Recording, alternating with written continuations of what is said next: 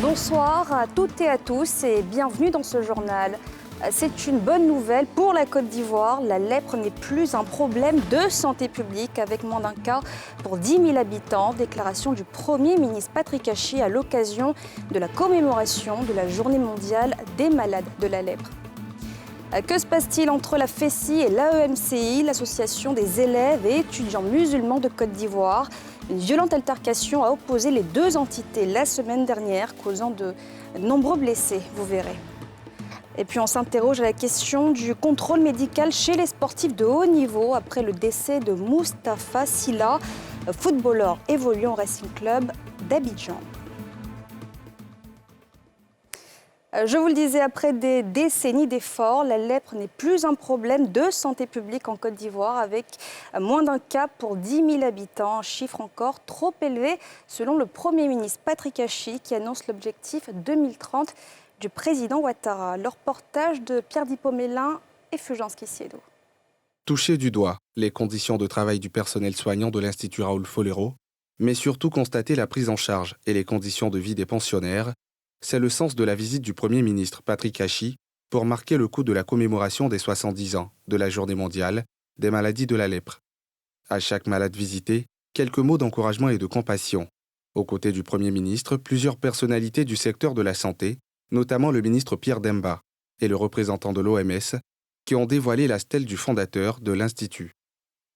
Au centre-ville d'Adzopé, où se tenait la célébration populaire, le chef du gouvernement a salué le recul de la maladie en Côte d'Ivoire et a fixé le cap de 0 cas d'ici à 2030. Comme l'indiquent nos statistiques nationales, chaque jour, on dépiste en Côte d'Ivoire plus d'un cas de lèpre, et même si cela est infiniment moins que les plaies de notre passé, c'est encore trop, toujours trop pour notre nation. Et la Côte d'Ivoire solidaire que veut ardemment le président de la République de Côte d'Ivoire, son Excellence M. Alassane Ouattara.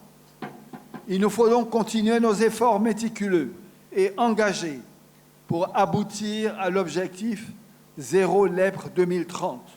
Ce sera la pierre finale apportée au combat commencé ici, il y a 81 ans, par Raoul Folero. La Côte d'Ivoire comptait plus de 140 000 lépreux juste avant l'indépendance. Elle a su atteindre au tournant du siècle, dès 2001, le seuil de l'élimination de cette maladie en tant que problème de santé publique, c'est-à-dire moins de 1 cas pour 10 000 habitants, a indiqué le chef du gouvernement ivoirien. Et depuis ce lundi se tient à Abidjan une exposition d'opérateurs français de l'armement, une initiative de Téné Birahima Ouattara, ministre d'État, ministre de la Défense, qui veut répondre aux questions, aux besoins opérationnels des forces de sécurité ivoiriennes. Le reportage de Timé Danger et Kim Eric. Des drones d'attaque et de contre-attaque, des équipements de déminage ou encore des chars d'assaut, ces besoins opérationnels des services ivoiriens de sécurité et de défense sont exposés depuis ce lundi à Abidjan. Dans les stands, l'initiateur de cette plateforme de rencontres et d'échanges entre opérateurs français de l'armement et institutions ivoiriennes de défense et de sécurité. C'est un équipement qui va permettre de neutraliser les drones adverses en coupant la communication. Bien avant, acteurs et partenaires étaient réunis pour la cérémonie d'ouverture des assises. Occasion pour le ministre d'État en charge de la Défense de situer contexte et enjeux. Le ministre français des Armées et moi-même avons relevé la nécessité de renforcer la contribution des entreprises françaises de défense et de sécurité dans la montée en puissance des forces armées de Côte d'Ivoire. Aussi, cette rencontre doit permettre aux uns d'exprimer leurs besoins opérationnels et aux autres de présenter leurs capacités et offres techniques pouvant satisfaire ces besoins pour faire face aux enjeux sécuritaires sur notre territoire et à nos frontières, notamment celle du Nord. Cette tribune de présentation des offres et solutions pour une meilleure sécurisation du territoire ivoirien réjouit le chef de la représentation diplomatique française à Abidjan. Il salue, par ailleurs, le leadership de la Côte d'Ivoire sur le front de la lutte contre le terrorisme dans le golfe de Guinée. C'est le problème du monde d'éviter que les pays du Golfe de Guinée subissent les coups du terrorisme et l'on voit bien une Côte d'Ivoire qui est au travail, qui réorganise et qui consolide ses forces de sécurité, qui acquiert des équipements, mais qui aussi développe économiquement et socialement les parties nord du pays, le tout visant à éviter ces infiltrations et d'éventuelles attaques. Les différents stands ouverts sont animés par 27 entreprises françaises du secteur de l'armement. Leurs offres concernent principalement la tenue militaire, les outils technologiques, dont les drones aussi bien pour le renseignement que la destruction de cibles, ennemies et les véhicules de pointe. L'actualité, c'est aussi la violente altercation entre l'AFESI et l'AEMCI. Jeudi dernier, que se passe-t-il entre les deux entités? L'éclairage de Mardoché Kwasi et Zécré Joseph. Campus de l'université Nangui-Abrogwa, sur l'axe Abobo-Adjamé. En cette fin de matinée du vendredi 10 mars, la vie semble suivre son cours normal dans ce temple du savoir. Mais du côté de la mosquée de l'université, la tension est palpable. Sous le regard des agents des forces de l'ordre, certains étudiants brandissent des pancartes avec des messages d'apaisement, mais aussi des ras-le-bol face à la violence. La veille, une vive altercation entre étudiants membres des sections Nangui-Abrogwa de l'AFESI et de l'AEMC a fait plusieurs blessés. Le président du sous-comité Nangui-Abrogwa, le frère Koné Soumaïla, nous a appelé pour nous dire qu'il voulait organiser des examens blancs pour bien préparer nos militants à répondre aux différents examens des différents UFR. Qu'ils ont été appelés par la FESI, qui ne devraient pas organiser ces activités sans le consentement de la FESI. À la suite de cela, quand on a été appelé aux environs de midi 13h, que le président a été kidnappé par les FESI.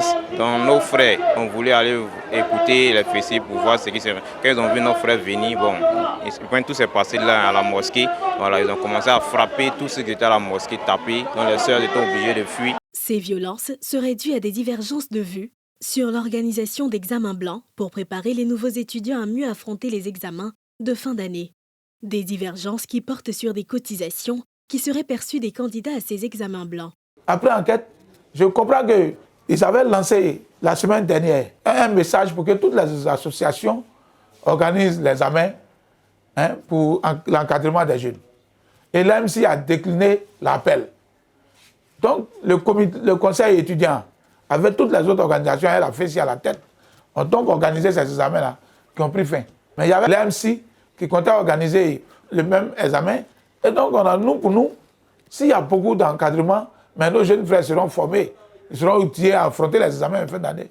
Mais ce qui les oppose, c'est les cotisations qui sont en bas.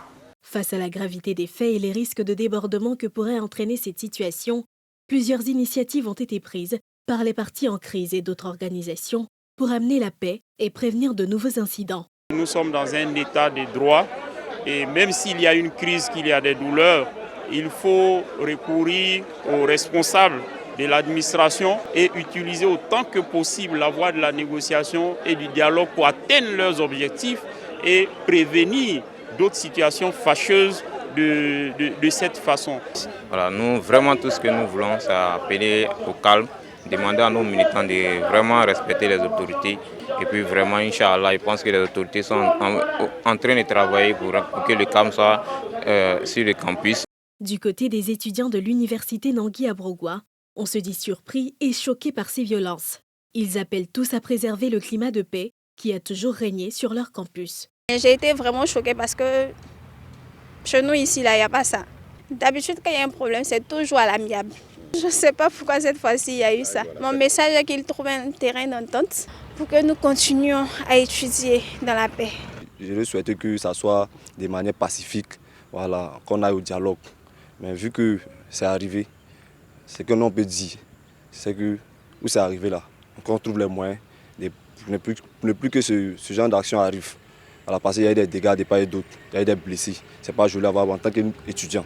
Ce lundi, les hauts responsables des deux organisations, notamment le secrétaire national de l'AFESI et le président national de l'AEMC, ont eu une rencontre au siège de l'Association des étudiants musulmans pour échanger sur les causes de cet incident, aplanir les divergences et réfléchir aux moyens de ramener définitivement la paix à Nangui-à-Brogua et l'a consolider sur les différents campus et cités universitaires. La Côte d'Ivoire poursuit son opération de rapatriement de ses ressortissants pris dans la spirale des violences anti-migrants subsahariens en Tunisie. Le 4e vol avec à son bord 150 autres Ivoiriens en détresse est arrivé samedi dernier à l'accueil de ces nouveaux volontaires. La chef de la diplomatie ivoirienne, elle rassure, tout sera mis en œuvre pour la réintégration des concitoyens de retour au bercail. Reportage. Samedi 11 mars 2023, sur le tarmac de l'aéroport Félix Houphouët-Boigny d'Abidjan-Port-Boué, le porteur de la compagnie nationale pour le 4e vol retour. À bord, 150 autres Ivoiriens pris dans la spirale de la traque aux subsahariens en Tunisie. Au pied de l'échelle de coupé pour l'accueil, la chef de la diplomatie du pays. À la descente, indicible soulagement pour les uns, longue étreinte pour les autres.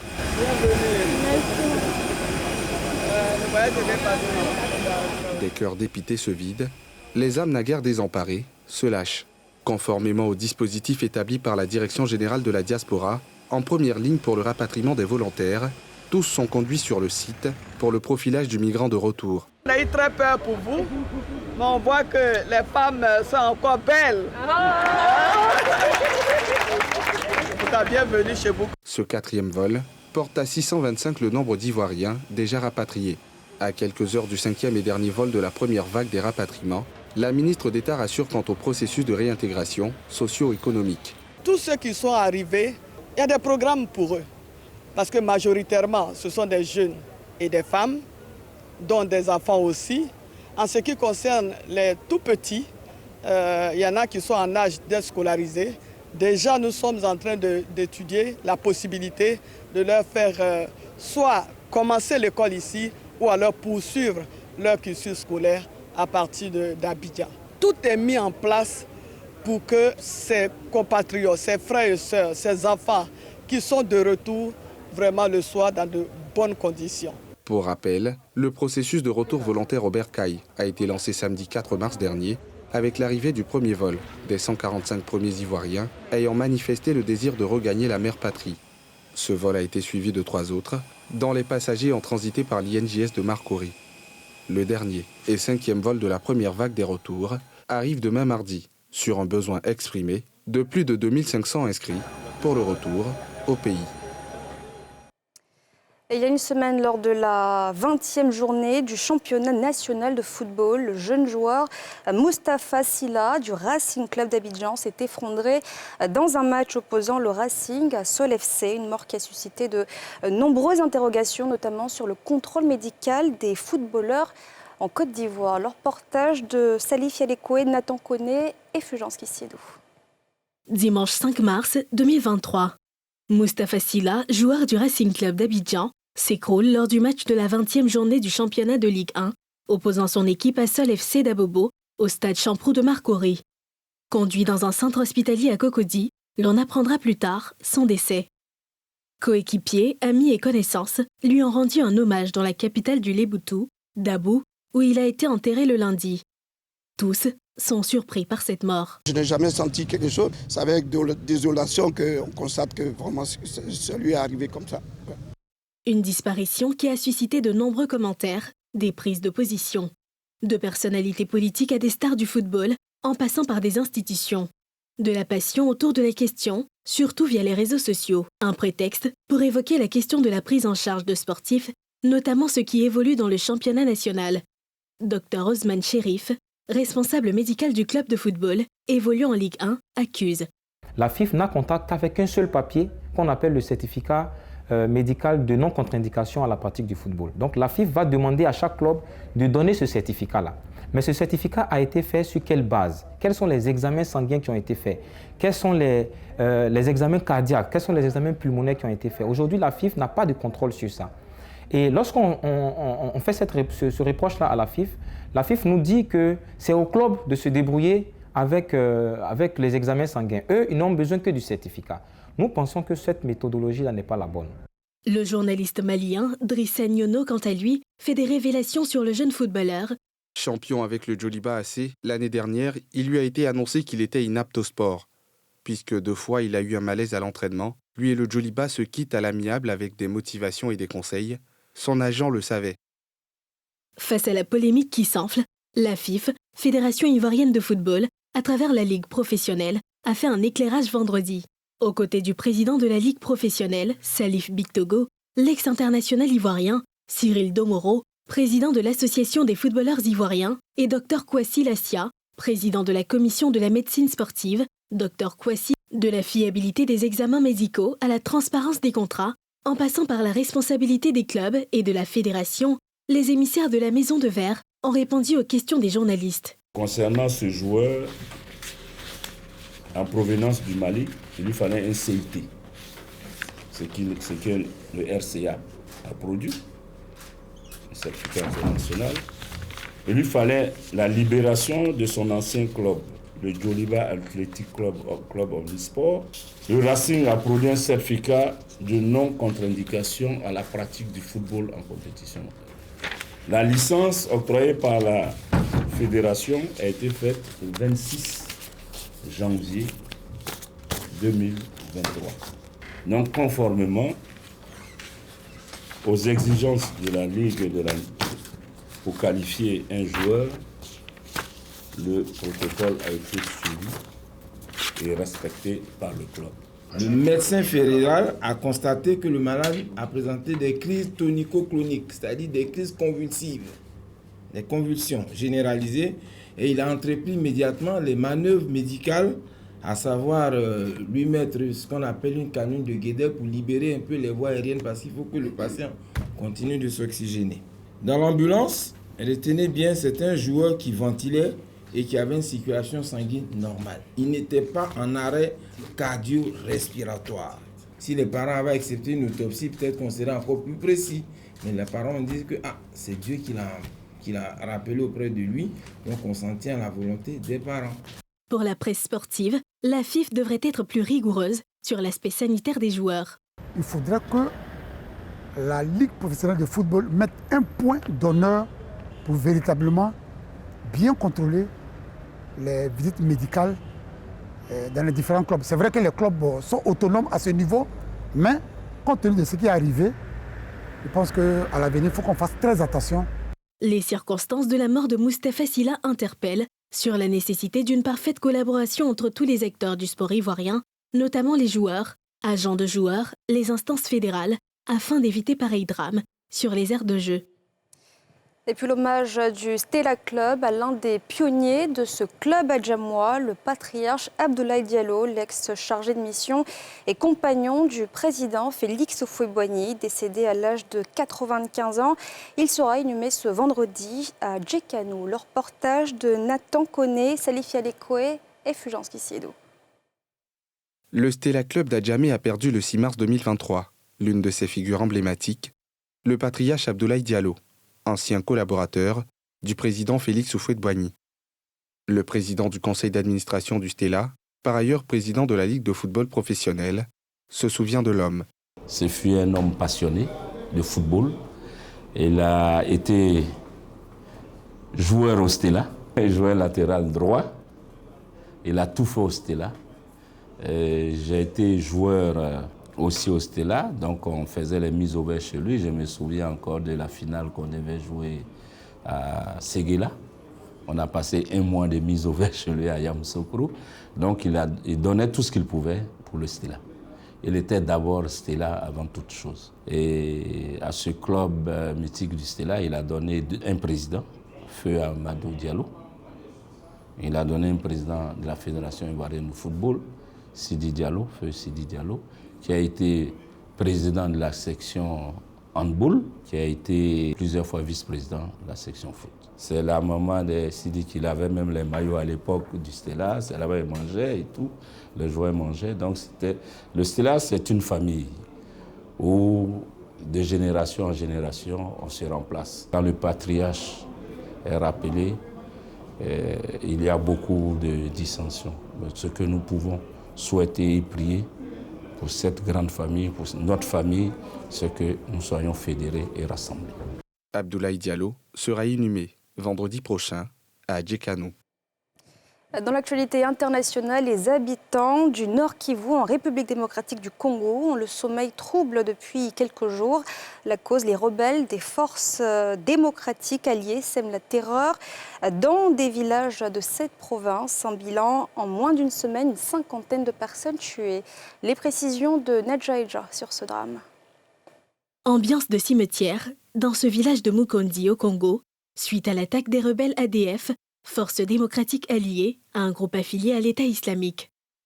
Une attaque à l'arme blanche durant laquelle les assaillants ont ôté la vie à 31 personnes de ce village avant de se rendre dans le village de Mossa, à 2 km plus loin, pour poursuivre leur sale besogne. Bilan, 40 tués dans les 2 villages. On a incendié des maisons, on a tiré par machette, hache, on a incendié par des feux. Mais il n'y a pas eu crépitement de balles. Plusieurs blessés ont pu être conduits à l'hôpital pour bénéficier des soins. Du côté des rescapés, le traumatisme est présent. On se souvient avec tristesse de ce jour sombre. En vrai, la situation était atroce. Je suis sorti du champ et j'ai essayé de demander à un groupe de personnes ce qui s'était passé dans le village, sans savoir qu'ils étaient les assaillants. Ils m'ont demandé de m'asseoir sur le sol et ils m'ont braqué une arme sur la tête.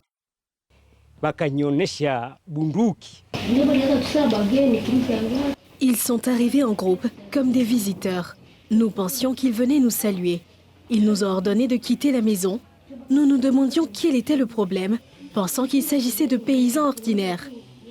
C'est alors que j'ai été tirée, poussée brutalement dehors. J'ai été frappée et coupée au visage par une machette. Les rebelles, quant à eux, poursuivent le massacre. Hier dimanche, une nouvelle attaque perpétrée dans un autre village a fait une quinzaine de morts. Face à ce drame, les populations n'ont qu'une seule prière, le renforcement de la sécurité dans la zone. Et voilà, c'est la fin de ce journal. Merci de l'avoir suivi. On se retrouve demain, même heure, bonne suite de programme sur la nouvelle chaîne ivoirienne.